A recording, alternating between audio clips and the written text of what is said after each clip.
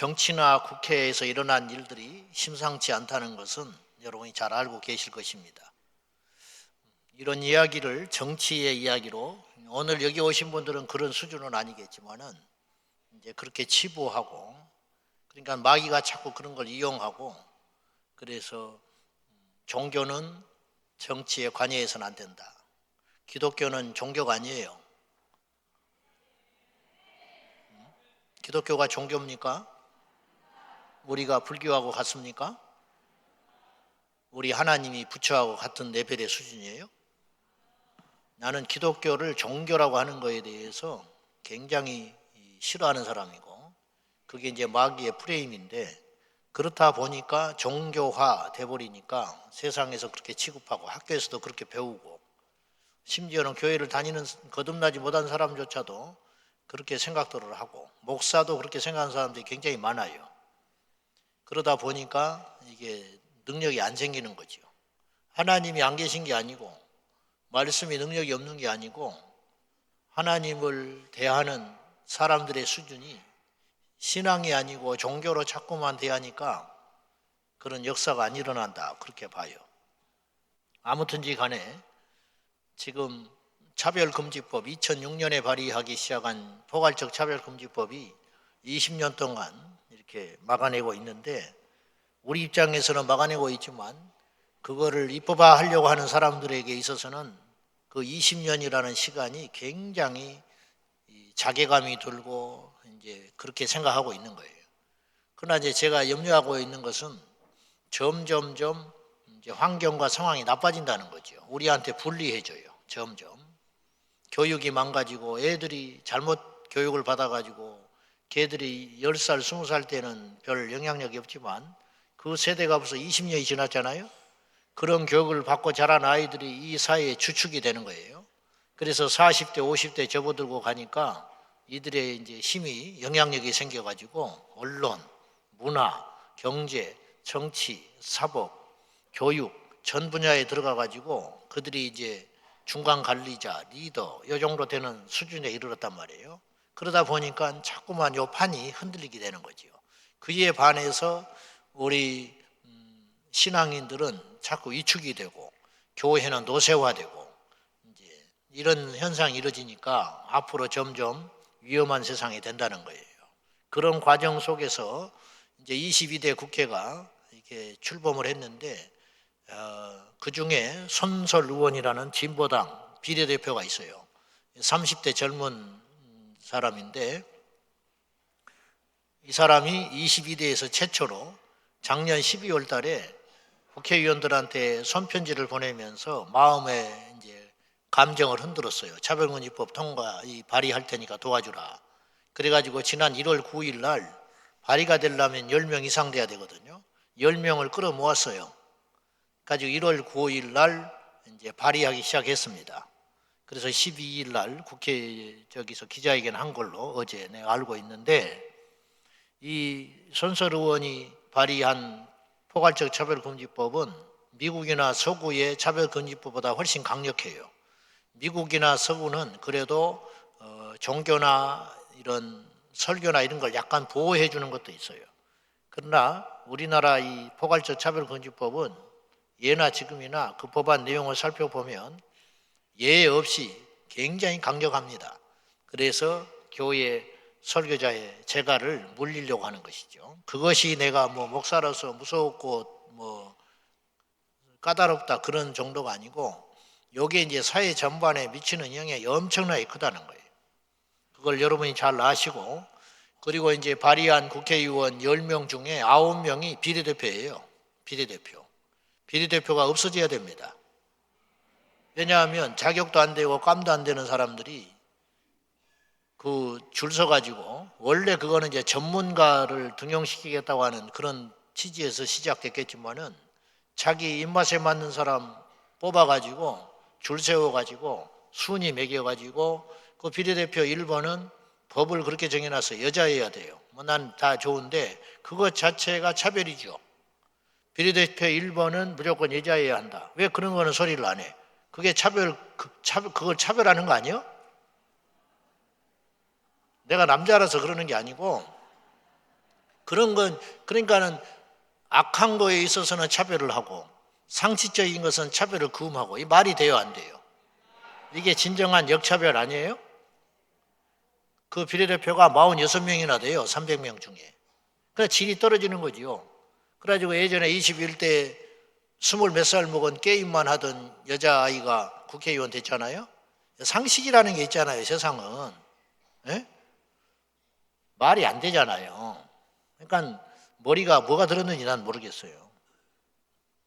자, 그래서 이제 상황이 지금 급하기 때문에 1월 마지막 주 목요일 날 지금 급하게 지금 우리 교수님하고 조금 전에 잠깐 의논을 했는데, 정해진 건 아니지만은 이대로 있을 수는 없어서 국회 본관 계단 앞에서 집회를 해야 할 것 같습니다. 그러니까 여기 오신 분들이 여러분이 다 깨어있는 성도들이라고 믿고 1월 말 목요일 날 이제 확정이 되면 또 광고하겠습니다만은 12시 점심시간에 맞춰서 계단 앞에서 집회를 해야 할 것 같습니다. 저도 제발 안 했으면 좋겠어요.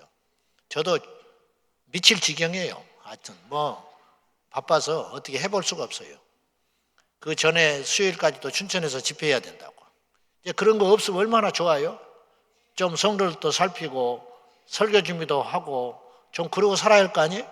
살 수가 없어요. 살 수가. 자, 오늘 설교하려합니다. 이 복음 통일 컨퍼런스 아닙니까? 이 복음과 통일이라는 단어가 합쳐져 있는데 기가 막힌 조합이라고 나는 개인적으로 생각해요. 아마 이용희 교수님이 그 이름을 지었겠죠. 이 복음이라는 단어, 통일이라는 단어 둘 다 버릴 것이 없는 단어예요. 각기에도 좋은 말 아니에요. 통일교 말고 통일. 그런데 복음과 통일이라는 말, 하나 된다는 말, 연합한다는 말이 통일인데, 좋은 말은 나쁜 것들이 다 갖다 써버리니까 신천지도 좋은 말이냐는 새 하늘과 새 땅. 성경에서 나온 말 아니에요? 하나님의 교회. 우리는 하나님의 교회가 아니야? 그러니까 이제 안상홍 이런 것들이 갖다 써버리니까 이게 이제 좋은 단어들이 이제 쓰지 못하게 되는 거죠. 차별금지법도 나쁜 말은 아니죠. 차별을 금지하자. 근데 이제 그거를 가져다가 나쁜 무기로 쓰니까 문제가 되는 것이죠. 마귀는 어쨌든 언어에 아주 능수능란한 존재다. 그대로부터 지금까지 우리가 그걸 감안하고 이 세상을 바라봐야 됩니다. 아무튼 간에 복음과 통일이라는 단어는 각자도 귀한 말인데 이 좋은 말이 두 개가 합쳐졌으니 얼마나 좋은 말이겠어요. 특히나 믿는 우리에게 이 복음이라는 단어는 각별하게 들리는 것입니다. 그런데 아십니까? 교회를 다니면서 교회를 잘 모르듯이 교회를 다니는데 교회를 잘 몰라요. 그래서 모르니까 수십 년 다녀도 교회 생활을 제대로 못한다고요. 제대로. 그러면 그렇듯이 이 복음이라는 단어를 우리가 얼마나 많이 듣고 삽니까? 복음이 뭐냐 그렇게 물어보면 딱히 잘 말을 못한다고요. 좋은 것 이렇게 이해를 하지요. 우리가 너무 자주 들으니 많이 들으니 귀한 줄 모르고 그런 뜻을 잘 모른다, 그런 뜻이에요. 이 복음이라는 것은 한자 그대로 요한겔리온, 그다음 가스펠, 이게 이제 우리 한글 성경이 이제 한자에 기반한 것이기 때문에 이 복음이라는, 그래서 그리스도교도 한자로 넘어오면서 기독교가 된 거거든요. 마땅한 단어가 없으니까. 그런데 이 복음이라는 단어도 한자로 복된 소리라고 표현할 수 있어요. 문자 그대로 풀어보면. 근데 이 복된 소리, 좋은 소리, 굿뉴스라는 뜻인데 이게 복음을 복되고 좋은 소리로만 해석할 것에는 한계가 있다는 거예요. 그것을 뛰어넘는 더 귀하고 깊은 의미가 있다, 그런 말이에요. 근데 사람들이 이러쿵저러쿵 말하는 건 답이 될 수 없는 것이고 우리의 모든 답은 어디에 있어요? 성경에 있어요. 성경에서 복음을 뭐라고 말하느냐? 성경에서 사람을 뭐라고 말하느냐? 성경에서 교회를 뭐라고 말하느냐? 성경에서 말하는 기도, 성경에서 말하는 예배는 무엇이냐? 이런 게 중요한 것이죠. 성경에서 말하는 복음이 정확하게 정의가 나와 있어요. 로마서 1장 16절에 내가 복음을 부끄러워하지 아니하노니 이 복음은, 그러면서 정의가 나와요. 이 복음은 모든 믿는 자에게 구원을 주시는 하나님의 능력이 됨이라. 이게 복음의 정의고 복음의 힘이에요. 복음이란 뭐냐? 뭐든 믿기만 하면 믿는 자에게 구원을 주시는 하나님의 능력이다. 복음은 구원이다. 복음은 하나님의 능력이다. 그러니까 복음에는 무엇이 담고 있냐면 구원받을 수 있는 방법과 길이 있어야 그것이 복음이라는 거예요. 그런데 마귀는 이 로마서 1장 16절에 복음과 구원이라는 중요한 단어가 나옵니다. 복음과 구원. 복음은 구원을 주시는 하나님의 능력이라. 이 복음과 구원이라는 단어를 아까 내가 말했죠. 마귀는 언어를 속이는데 술수가 있다. 굉장한 전문가단 말이죠. 마귀는 이 복음과 구원이라는 단어를 완전히 망가뜨렸어요. 오랫동안 걸쳐서 하루 이틀이 아니고 너무 오랫동안 복음과 구원 이 단어를 왜곡시키고 잘못 알게 만들고 그래가지고 이 두 단어를 사람들이 오해를 하니까 교회가 망가지고 교회가 망가지니까 세상이 망가지기 시작한 거예요. 그러면 복음의 진정한 정의가 무엇이냐? 설교자들도 복음 말하지만 공부를 그렇게 많이 했지만 제가 볼 때는 교회학교 아이들만도 못하다고 봐요. 여러분, 많이 아는 게 중요한 게 아니에요. 제대로 아는 게 중요해요.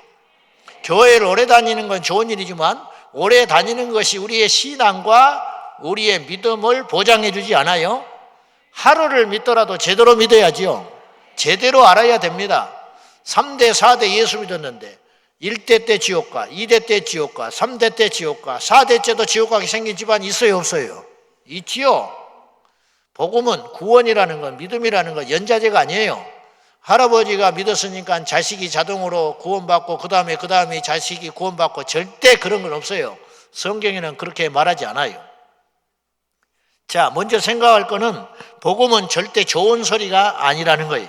귀에 좋은 소리가 아니라는 거예요. 때로 귀에 달콤한 소리가 우리에게 살리기도 하겠지만 모양도 좋고 맛도 좋으면 좋겠지요.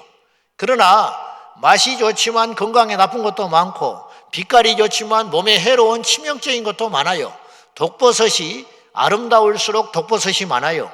소박한 버섯이 몸에 좋은 것이듯이 우리의 귀에 달콤하고 좋고 나의 생각을 부추긴다고 해서 그것이 복음이 아니라고요. 가끔 내가 교회에서 설교를 하고 이렇게 성도들 배웅하고 인사를 하다 보면 오늘 목사님 말씀에 은혜 받았습니다. 그런 분들이 있어요. 그런데 내가 볼 때 그 중에 상당수는 왜 이분이 오늘 설교에 은혜를 받았다고 말을 할까? 그걸 내가 순간 진단해 볼 때 이런 의구심이 생기는 거예요. 제 안에. 뭐냐? 그 말씀이 옳고 그르고를 떠나서 자기가 평소에 생각하는 걸 저 설교자가 해주는 거예요. 이해되시죠? 무슨 말인지. 자기가 평소에 사회적 이슈나 믿음에나 또 인간관계 속에서 그런 생각을 갖고 있었는데 그날 설교의 주제가 우연찮게 자기의 구미와 생각에 평소에 자기도 옳다고 하는 거를 설교자도 옳다고 말을 해준 거예요. 그러니까 동의해 주는 의미로 은혜를 받았다. 그렇게 말하는 사람도 있는 것 같아요. 제가 느낌에. 근데 그게 위험하다는 거죠. 그게 은혜 받는 건 상관없는데 그게 만약에 본인의 생각도 틀렸고 설교자의 생각도 틀렸다면 어떻게 하겠냐는 거예요.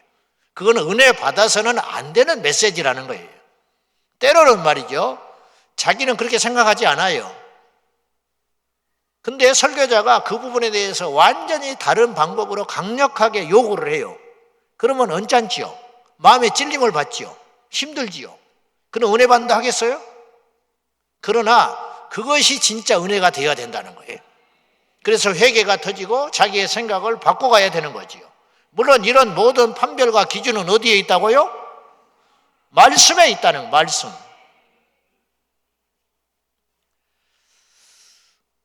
디모데후서 4장 3절과 4절 말씀을 보면 말세에 일어나는 현상에 대하여 너무 소름 끼칠 정도로 정확하게 이야기를 해놨어요. 자, 한번 보십시다. 다 같이. 내가 안 보내줬구나. 미안합니다. 이걸 보낸 줄 알았는데. 자, 제가 읽어볼게요. 때가 이르리니 사람이 바른 교훈을 받지 아니하며 귀가 가려워서 자기의 사욕을 따를 스승을 많이 두고 또 그 귀를 진리에서 돌이켜 허탄한 이야기를 따르리라. 때가 이르리니, 말세가 되면 어떤 일이 일어나느냐? 윤리가 무너지고 뭐 여러 가지 일이 일어나는데, 사람들의 특징 중에 하나가 바른 교훈을 받지 않는다. 그리고 귀가 가렸어요. 귀를 딱 막고 교회를 다녀요. 귀를 딱 먹고 세상을 살아가요. 그래서 자기의 사욕을 따를 스승을, 그것도 한둘이 아니고 많이 두고 그 길을 진리에서 돌이켜 허탄한 이야기를 따르리라. 교회를 선택할 때도 진리를 전하냐, 이걸 가지고 판단을 하고 교회를 가야 되는데, 들어보고 내 귀를 만족시켜주는 설교자를 따라다닌다는 거예요. 근데 그게 다행히 진리에 입각한 것이라면 너무 좋은데, 아니라면 어떻게 할 거냐 이거예요. 그래서 뭐 짧은 설교자를 쫓아다닌다, 그런 정신 빠진 인간도 있어요. 설교가 짧고 길고가 뭐가 중요해요. 심지어는 목사 고향을 보고 쫓아다니는 인간도 있으니까 그건 할 말이 없지요. 제가 말씀드리려고 하는 건 이거예요. 진정한 복음은 우리를 천국으로 데려갈 수 있는 소리여야 복음이라는 거예요. 구원도 마찬가지입니다. 구원이라는 것도 마귀가 이 구원에 대한 정의를 망가뜨렸어요. 삶의 부조리, 불평등, 억압, 그것을 해소하는 걸 구원이라고, 사회적 구원, 그런 이야기를 하는 거예요. 기장 측에 주로 그런 목사들이 많죠. 그런 소리 들어봤죠? 근데 그런 소리를 처음 들을 때는 그런데 계속 듣잖아요? 그래서 세뇌당해가지고 그런 일이 벌어지는 거예요. 그래가지고 강아지도 구원받아야 한다, 이따구 소리를 하는 거예요. 그래서 양평에는 강아지 데려다가 예배드리고 있는 몇 명의 사람이 있어요.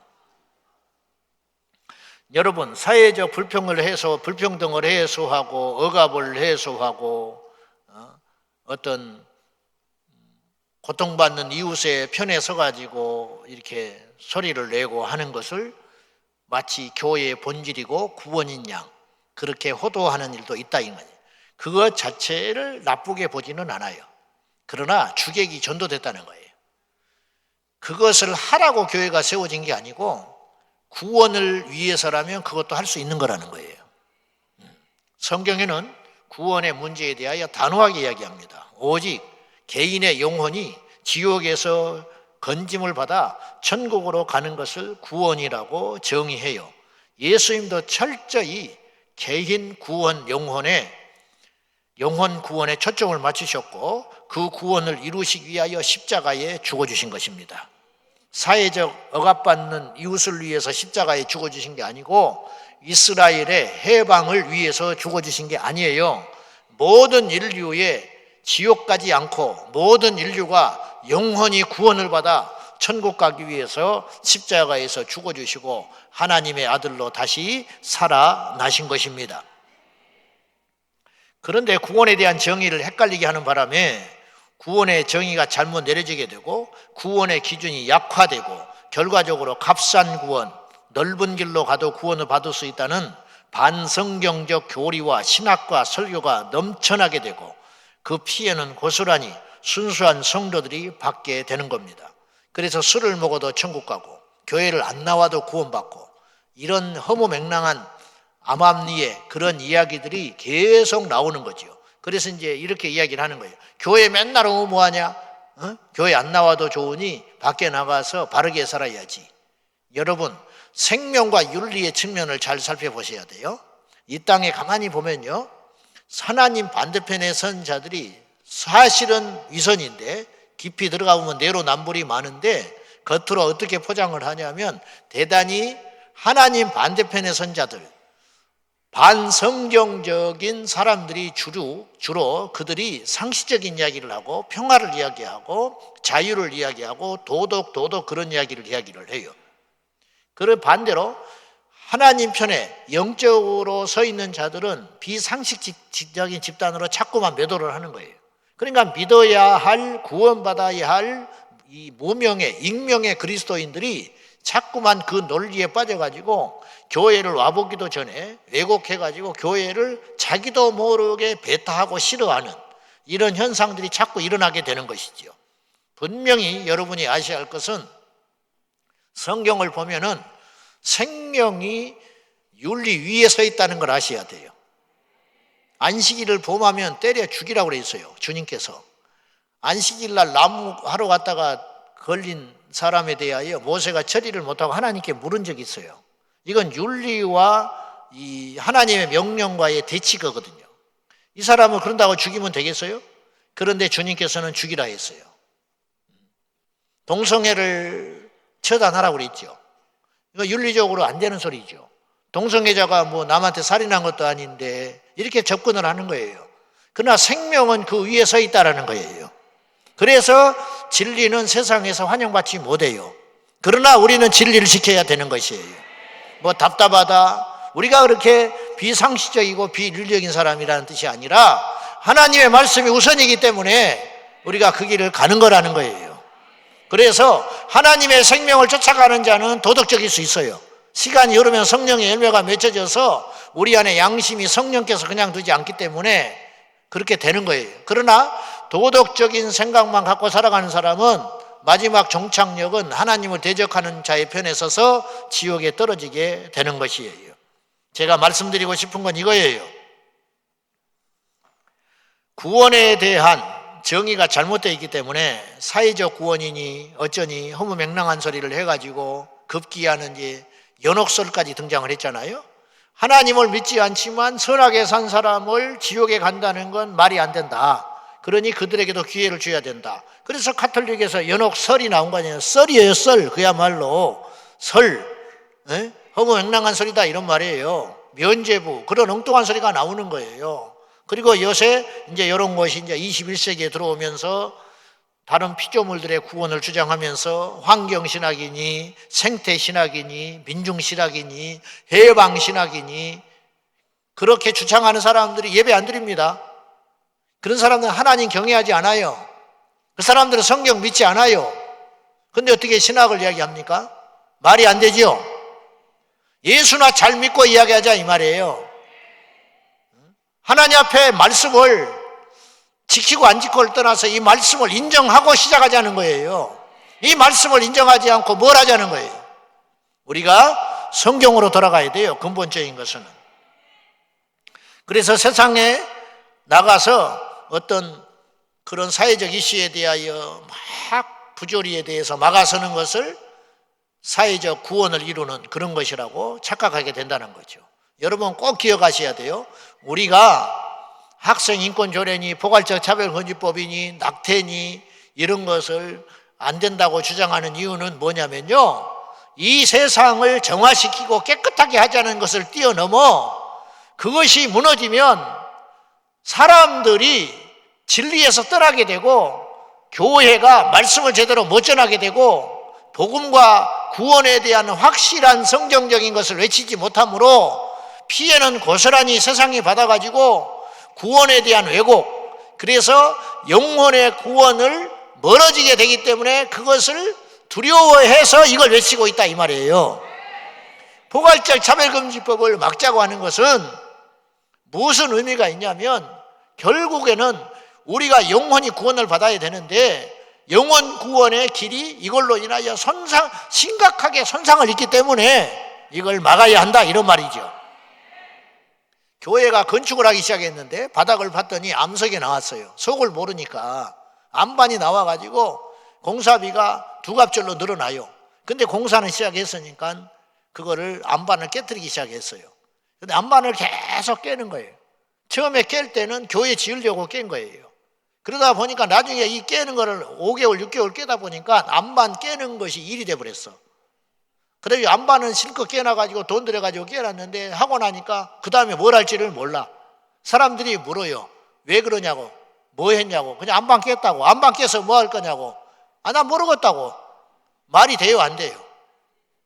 암반을 깨는 목적은 암반을 깨야 교회를 짓기 때문이에요. 교회를 지어줘야 거기에서 복음이 전파되고 그래서 구원받는 자가 늘어나게 되는 거예요. 차별금지법을 왜 막아요? 포괄적 차별금지법을 막다가 주의를 안 지킨다.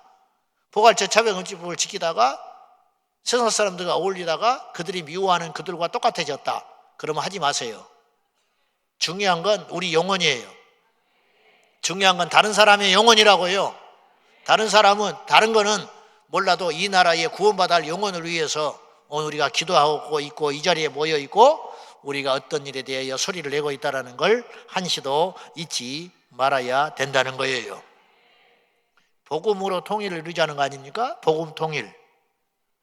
영토 넓히는 게 목적이 아니잖아요. 북한에 있는 자원을 탐내서 하는 게 아니잖아요.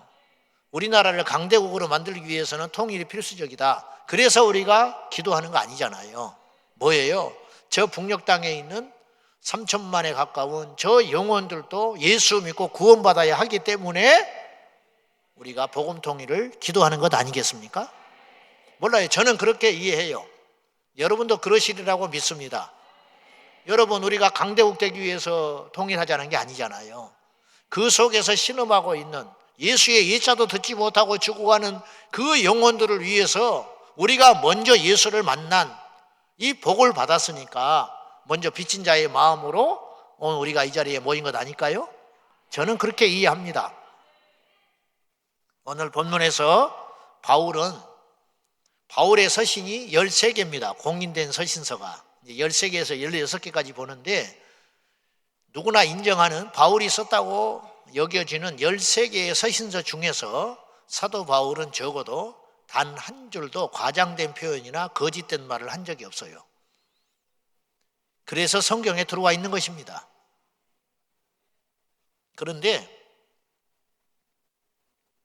그래서 바울이 남긴 13개의 서신서는 성령의 감동으로 기록된 진리요 또 하나님의 말씀이에요. 그래서 참말이다, 내가 진실로 이 말을 하고 싶다, 그런 말을 쓸 필요가 없는 거예요. 마치 예수님이 이런 표현 하시죠. 진실로 진실로. 사복음서에 보면 종종 나오잖아요. 예수님이 그냥 말씀하신 적도 있고 진실로라는 말을 한 번 하실 때가 있고 진실로 진실로 2번 하신 적도 있어요. 3번 한 적은 없어요. 근데 우리는 잘못 알고 있기도 하고 악하기 때문에 과장된 말도 하고 자랑도 늘어놓기도 하고 정신 빠져가지고 그런 짓거리도 하고 그러니까 내가 눈을 정확히 딱 두고 상대방을 보면서 내가 너한테 진실로 하고 싶은 말이 있는데 이렇게 분위기를 잡을 수는 있다 이거예요. 그러나 예수님은 모든 말씀이 진리잖아요. 그러니까 진실로라는 말을 할 필요가 있어요, 없어요? 근데 진실로라는 말을 왜 붙이셨냐면 우리를 위해서 붙이신 거예요. 중요하다는 거예요. 너희들이 감당하기 어렵고 이해가 안 되겠지만 이거는 너희들이 꼭 들어야 된다, 그런 뜻이에요. 그래서 진실로라는 말을 붙이실 때는 굉장히 중요하고 듣는 사람이 감당하기에 벅찬 진리의 말씀을 전할 때 진실로라는 말을 하시고는 했어요. 구원의 문제라든가 그런 등등의 얘기를 하실 때. 오늘 바울이 참말로라는 말을 써요. 참말로. 도대체 어떤 말이길래 그러냐 이 말이죠. 자, 우리 1절 2절 한번 보실랍니까? 한번 보십시다. 시작. 내가 그리스도 안에서 참말을 하고 거짓말을 아니하노라. 나에게 큰 근심이 있는 것과 마음에 그치지 않는 고통이 있는 것을 내 양심이 성령 안에서 나와 더불어 증언하노니. 지금 사도 바울이 전제로 제 말을 잘 들어보세요, 그렇게 말한 것과 비슷한 거예요. 자, 여러분 저를 좀 보세요. 왜 그럴까요? 중요한 이야기를 하고 싶은 거예요, 설교자가. 그렇듯이 바울이 로마에 있는 성도들에게 편지를 보내면서 참말로 내가 이 말을 해야겠다. 그러니까 내가 하는 말을 절대로 흘려듣거나 과장됐거나 그렇게 듣지 말아라. 내가 너희에게 참말을 하고 거짓말을 아니하는데 내 안에 큰 근심거리가 있어. 그게 뭐냐? 3절 보세요. 봅시다. 시작. 나의 형제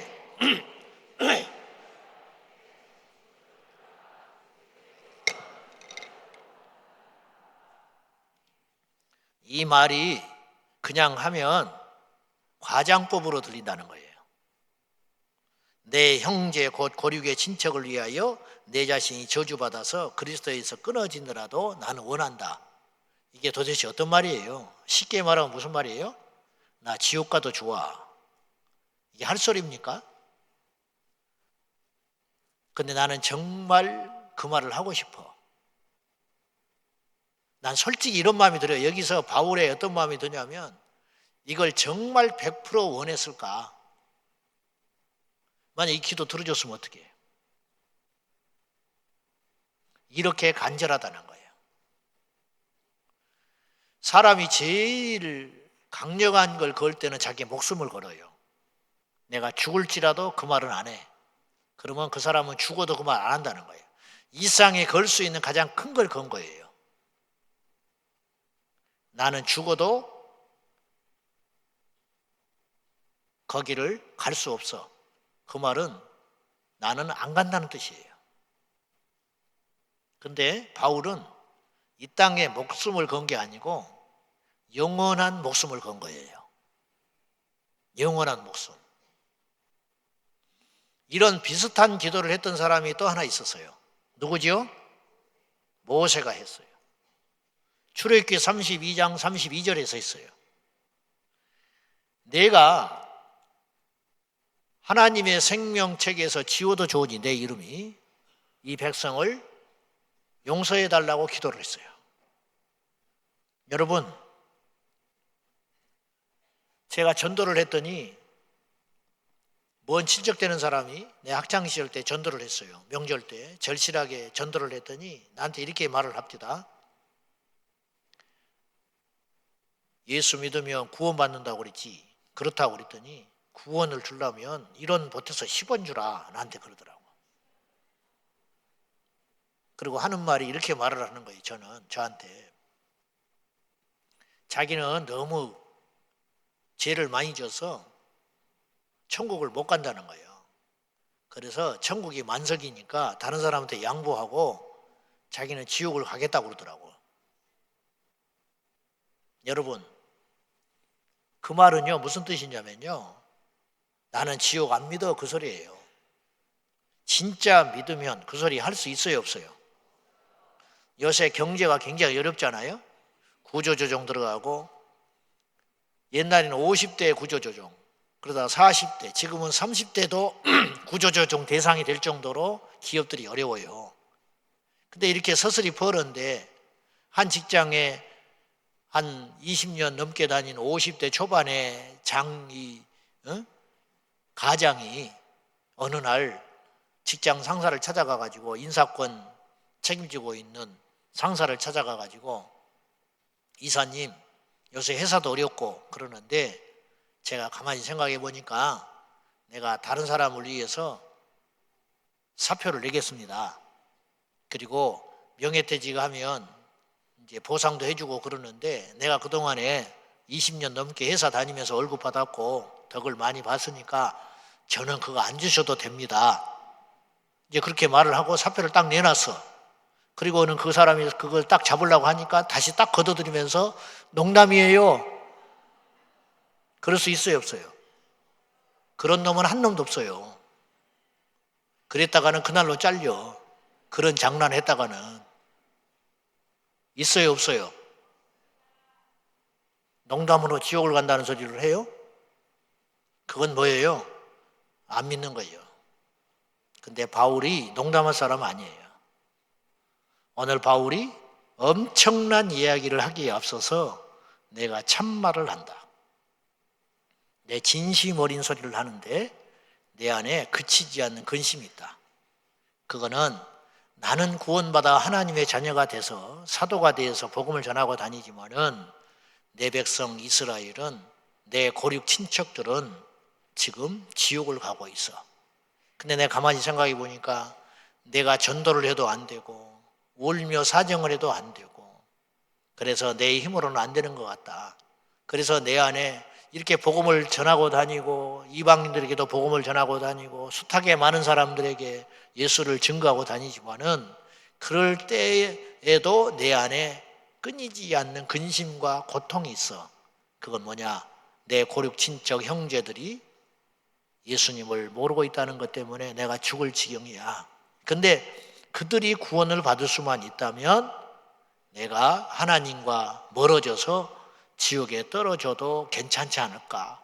내가 이 정도로 마음이 절박하다. 그렇게 이야기하는 거예요. 저도 7남매나 되지만 저희 형제들이 예수를 다 믿지는 않아요. 내가 이렇게 남에게 복음 전도하고 다니고 교회에서 지옥 설교를 자주 하는 편이지만 내 안에 끊이지 않는 고통이 그것에 있습니다. 제가 전도를 안 했겠습니까? 제가 학창시절 때 밥을 안 먹어버렸어요. 우리 어머니 교회 나가게 하려고. 단식 투쟁도 해보고 온갖 것을 다 해봤어요. 다 내가 부족해서 그렇지만은, 그래서 저에게도 새벽마다 그리고 때마다 제 아내나 제가 끊이지 않는 마음의 근심과 고통과 부끄러움이 있는 것입니다. 이 바울의 마음을 제가 1000분의 1, 10,000분의 1이라도 이해할 것 같아요. 여러분도 그러세요. 여러분도 지금 그러고 있습니다. 여러분의 자녀들, 여러분의 고륙 친척 형제들, 그리고 범위를 펴보면 우리의 이웃들과 아직 알지도 못한 우리 동포들, 거기서도 더 확장시키면 북녘 땅에 있는 저들, 그들도 대한민국 사람이에요. 그들도 구원받아야 할 하나님의 자녀들이에요. 바울에게 이스라엘 민족, 자기 형제 핏줄은요, 애증의 대상이에요. 구원받아야 할 대상인과 동시에 적대 관계에 놓여 있어요. 바울을 이단자로 몰았고 유대교에서 탈퇴하여 예수를 믿고 부활과 그리스도의 생명을 전하고 있는 바울에게 수많은 적대자들이 그를 괴롭혔습니다. 그를 박해했고, 그를 모함했고, 그를 조롱했고, 그러니까 뭐 환경적으로 어디 가서 태풍을 만나고 강도를 만나고 굶주리고 헐벗고 그런 거는 바울이 감수한다고 그랬어요. 근데 자기 동포들이 자기를 미워해요. 여러분 알다시피 모르는 사람으로부터 받은 상처는 그렇게 크지 않아요. 그냥 똥 밟았다 하고 지나가면 돼요. 근데 가까이에 있는 사람한테 받은 상처는 얼마나 크게 갑니까? 여러분들이 목사님들한테 상처받으면 그게 못 다니잖아요. 근데 아세요? 성도만 상처받는지 아세요? 목사는 안 받겠어요? 목회의 첫 번째는 사람 안 믿는 거예요. 이 불행한 일이기도 하지만 왜냐하면 사람을 의지하지 말라는 거예요. 제가 20년 목회하면서 그 나름대로의 그걸 지켜온다고 하지만 사람이기 때문에 더 마음이 가는 성도가 있잖아요. 더 착하고 신앙생활 잘하고 속 안 썩이면 이쁠 거 아니에요. 근데 나중에 등에다 칼을 꽂아요. 내가 하지도 않은 말을 했다고 그래요. 한 번 전화했다 그러면 100번 했다고 쫓아다니 돌아다녀요. 그럴 때 마음이 아프지요. 그럴 때 얼마나 속이 상하겠어요. 바울이 자기 민족에게서 고통을 받았어요. 사도행전 23장에 보면 바울에게 어떤 어려움이 있었냐면 바울을 죽이기 전에는 먹지도 마시지도 않겠다고 작정한 40명이 따라다녔어요. 도대체 무슨 철천지 원수이길래 바울을 죽이겠다는 거예요. 스데반도 죽였잖아요. 바울을 죽이는 건 그들에게 있어서는 죄가 아니에요. 일종의 이슬람에서 지금 말하는 명예살인과 같은 거예요. 이단자를 처단하는 거예요. 법적으로 보호도 받지 못해요. 근데 죽이겠다고 이를 갈고 쫓아다닌 사람이 40명 있었다는 거예요. 그런데 하나님의 은혜로 그를 죽이지 못한 거예요. 이것도 기적 아닙니까? 여러분, 그 당시 그 좁은 바닥에, 그리고 바울이 오늘 우리처럼 숨어가지고 온라인으로 무슨 사역을 하는 사람도 아니고 길거리 다니고 회당에 다니면서 복음 전하고 다녔잖아요. 그런데 40명이 그를 죽이려고 쫓아다녔는데도 못 죽였다. 누가 지켜주신 거예요? 하나님이 지켜주는 거예요. 그러니까 그렇게 자기 동포들이 바울에게 미워서 죽이려고 쫓아다닌 사람이 있었다. 그러니까 그런 동포들을 위해서 바울은 눈물 흘리면서 하나님께 기도를 하는 거예요. 그들을 구원해 주시라고. 이것도 쉽지 않은 기도인데 단순히 구원해 주세요, 그들을 영혼을 불쌍히 여겨주세요를 뛰어넘어 그들이 구원받을 수만 있다면 내가 지옥에 가도 괜찮습니다. 근데 지옥을 안 믿는 사람이라면 그런 말 할 수 있다 이거예요. 과장되게 말을 할 수 있다 이거예요. 그렇지만 바울은 그런 말 해서는 안 되는 사람이라는 거예요. 왜냐? 누구보다도 분명한 믿음에 서 있는 사람이기 때문에. 삼층천에 올라가서 주님을 만나고 온 사람 아니에요? 그런 사람에게 있어서 지옥과 천국은 어떤 의미가 있냐 이 말이에요. 그런데 바울이 그렇게 강력하게 이야기하는 거예요. 내가 과장된 말이 아니다. 거짓말이 아니다. 참된 말을 하련다. 내 마음에 그치지 않는 근심과 걱정이 있다. 그것은 내 동포, 내 백성, 내 형제 고륙 친척이 지금도 무지해서 지옥을 가고 있는 현실이다. 그것을 내가 해소할 수 있다면 내가 지옥에 가도 좋다. 무시무시한 기도를 바울이 하고 있는 것입니다. 북한은 우리들에게 어떤 존재들입니까? 쌀을 갖다 줘도 고마워하지 않습니다. 병원을 지어줘도 고마워하지 않습니다. 경제 특구를 폭파시켰습니다. 일본보다 미국보다 같은 동포 우리를 더 증오하고 미워합니다. 우리는 예수를 믿잖아요. 예수 믿는 우리가 바라보는 북한, 동포는 과연 어떻게 봐야 제대로 보는 것인가? 오늘의 제목이 그들도 대한민국 사람이라. 오늘 4절에 보면 그들은 이스라엘 사람이라. 내가 여기서 이제 이 말씀을 가져왔는데 자기를 그렇게 조롱하고 핍박하고 죽이려고 쫓아다녀도 그들은 이스라엘 내 백성이다. 그런 뜻이죠. 우리를 미워하고 증오하고 원수 삼아도 핵을 만들고 이를 갈고 있어도 우리가 순진해서 그런 게 아니라 저도 예수 안 믿었으면 이만큼도 관심 없어요. 그러나 우리는 이 땅이 전부가 아닌 사람들이잖아요. 그렇기 때문에 우리는 그들을 달리 봐야 된다는 거예요. 그들은 대한민국 사람이라는 것은 우리가 억지를 부리고 주장하자는 의미가 아니라 결국은 두 가지 의미로 우리가 해석을 해보자는 거예요. 이 말씀 간략하게 전하고 마치려고 합니다. 그건 뭐냐? 그들은 대한민국 사람이라. 북한에 있는 저 주민, 우리를 적대시하고 억지 부리고 호시탐탐 우리를 죽이려고 하는 그들도 대한민국 사람이라는 말은 첫째, 그들도 구원받아야 할 하나님의 아픈 손가락이라 그런 뜻입니다. 그들도 구원받아야 할 아픈 손가락이에요. 하나님의 손에 안 아픈 민족이 어디가 있겠어요? 우상 숭배하는 자들도 아픈 손가락이에요. 그들도 구원받아야 되거든요. 하나님을 대적하고 십자가를 깨트리는 그들도 우리 주님의 편에서 볼 때는 구원받아야 할 대상이에요. 현장에서 간음하다가 잡혀온 여인이 있었어요.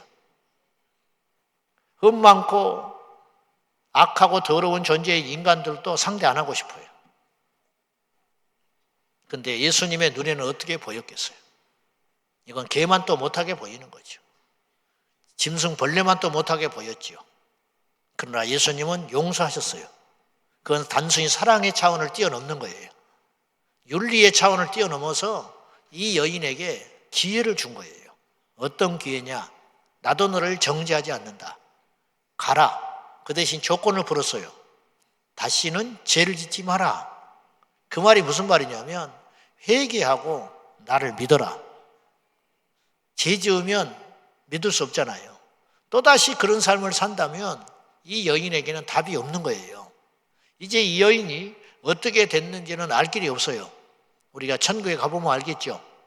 천국 가서 그 여인이 있으면 그는 그 사건을 통해서 깊이 회개하고 예수님을 믿고 신실한 성도가 됐다고 볼 수 있지만 또다시 죄의 유혹을 이기지 못한 채 그렇게 살았으면 그는 지옥에 가고 말았을 거예요. 뭔 말입니까?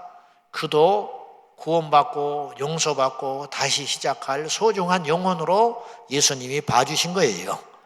그렇듯이 저 북녘 땅에 있는 그들도 무지하고 몰라서 그렇지 스데반을 돌을 들어서 죽인 자들이 악하기도 했지만 몰라서 그런 게 더 크단 말이에요. 저 북녘에 있는 우리 동포들도 구원받아야 할 하나님의 과제고 눈물의 대상이고 아픈 손가락이다. 우리도 주님의 안경을 끼고 그 깊은 사랑과 그 깊은 뜻을 감히 알 수도 없지만은 우리가 10,000분의 1이라도 우리 하나님의 마음을 아는 저와 여러분이 되어야 하지 않겠습니까? 그들이 구원받기 위해서 우리가 해야 할 일이 뭘까요? 사실은 기도밖에 없어요.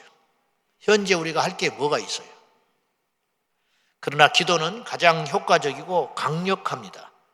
기도만 하면 뭐하냐고 하는 사람은 사탄에게 미혹된 거라고 나는 봐요. 맨날 기도만 하고 있으면 뭐하냐? 그 소리는요, 사탄의 강력한 소리예요. 여러분, 성경은 이야기해요. 한 아들이 귀신 들려서 답이 없는데 그 아이 아버지가 예수님께 왔을 때 고쳐주고 치유해 주셨습니다. 제자들이 조용히 가서 묻자오되 우리는 왜 이런 능력이 나가지 않습니까? 왜 우리는 그 아들을 고치지 못했습니까? 그랬을 때 예수님이 이렇게 말하셨잖아요. 기도 외에 다른 것으로는 이런 종류가 나갈 수 없다. 이 종류라는 말은 엄청나게 많은 걸 담고 있는 겁니다. 기도 외에 다른 거로는 귀신도 안 나가고, 기도 외에 다른 것으로는 병도 안 낫고, 기도 외에 다른 것으로는 어떤 영혼이 구원받지도 못하고, 기도 외에 다른 것으로는 한 나라가 변화되지도 않는다. 거꾸로 기도하면 병이 낫는다. 기도하면 귀신이 나간다. 기도하면 한 나라가 돌아온다. 기도하면 통일이 될 수 있다. 그런 소망과 희망의 말씀도 되는 것입니다. 그러므로 오늘 우리가 해야 할 일이, 첫째는 북녘 땅에 있는 영혼을 위해서 더 포기하지 말고, 더 낙심하지 말고, 이럴 때일수록 더 기도해야 한다는 것입니다. 그들도 하나님이 버린 백성들이 아니고 그들도 구원받아야 할 하나님의 자녀들이라는 걸 잊지 말아야 됩니다. 우리도 흉악한 죄인이었지만 나 같은 죄인도 하나님께서 용서하시고 구원해 주시고 은혜를 입혀 주셔서 이 자리에 서 있고 여러분이 와서 예배를 드리듯이 북녘 땅에 있는 저 영혼들도 예수님만 만나면, 저들이 복음을 듣고 회개하기만 한다면 우리보다 더 열심히 예배할 것이고, 우리보다 더 간절히 기도할 것이고, 우리보다 더 성숙한 하나님의 사람이 될 걸로 믿습니다. 두 번째로, 그들은 대한민국 사람이라는 의미는 그들도 역시 우리처럼 자유와 권리를 보장받아야 할 사람들이라는 뜻이에요. 여러분, 상식적으로 불법 이민자들의 평등과 권리는 맞지 않아요. 맞지 않아요. 불법 이민자들에게 어떻게 우리에게 의료 혜택을 줄 수 있습니까? 불법 이민자들에게 어떻게 국민연금을 줄 수 있어요? 어떻게 불법 이민자들에게 공짜로 집을 줍니까? 이건 차별이 아니에요. 정당한 권리고 이득이거든요. 이해관계거든요. 몇 해 전에 국가인권위원장이라는 사람이 불법 체류자가 시위를 하고 있었어요. 그것도 웃기는 거예요. 저는 차별하는 게 아닙니다. 여러분 잘 들어보세요. 불법 체류자가 시위를 하고 있으면 어떻게 해야 돼요? 데려다가 조사해가지고 여기를 따져가지고 추방을 하든지 어떤 그런 걸 해야 되는 거 아니에요? 어떻게 생각해요? 불법이잖아요.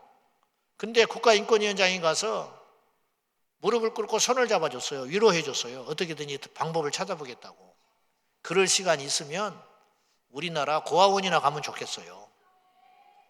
우리나라 소년원이나 가가지고 걔들한테 어떻게 하면 얘들이 갱생을 해가지고 사회에 제대로 나올 수 있는가, 나는 그 연구나 했으면 좋겠어요.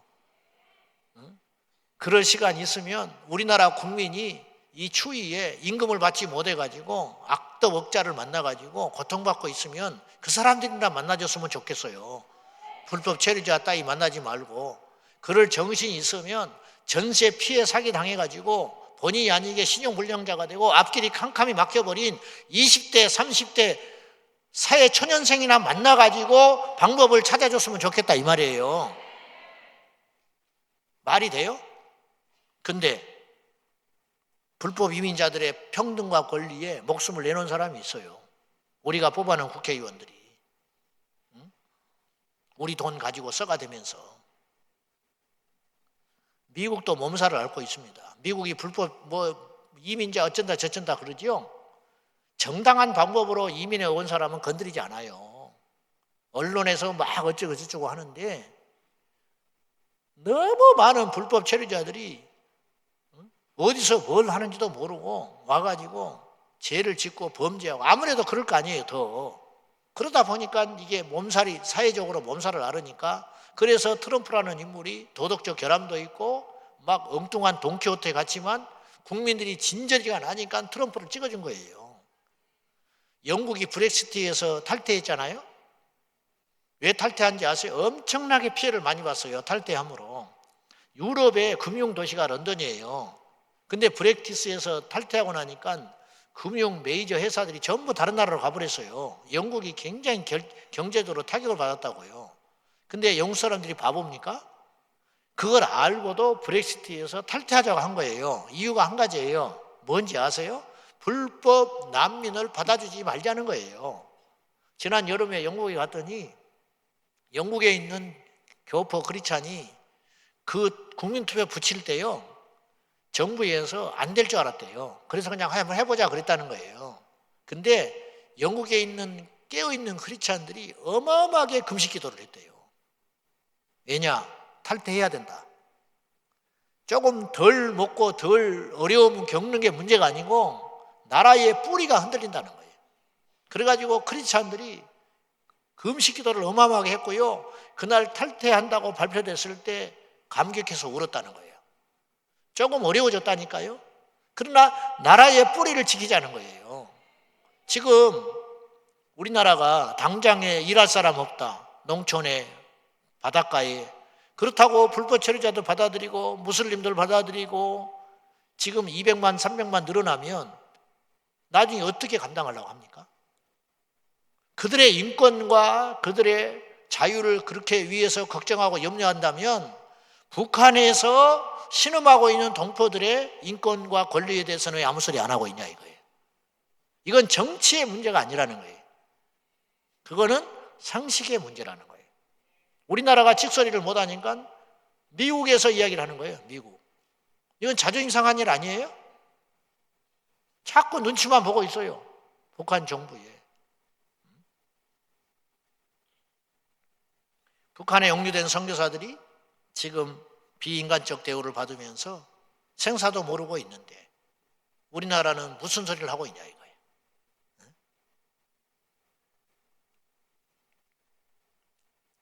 그들도 대한민국 사람이라는 것은 그들도 노동의 대가만큼 살아야 할 권리가 있는 사람이고 그들도 이 땅에서 존중받아야 할 인격 개체라는 거예요.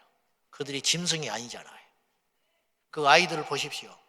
먹지를 못해가지고 부어가지고 눈망울에 눈물이 맺혀가지고 표현도 못하고 인형처럼 강요돼가지고 기가 막힌 거 아닙니까? 제가 종종 생각해 봐요. 수십 킬로 위, 여기는 이제 북쪽 중에 북쪽이거든요. 수십 킬로 위, 저 북녘 땅에 우리가 태어났다면 어떤 꼴을 당하고 살았겠어요? 생각만 해도 아찔아찔한 거예요. 우리는요 지금 그냥만 있어도 감사가 터져 나와야 돼요.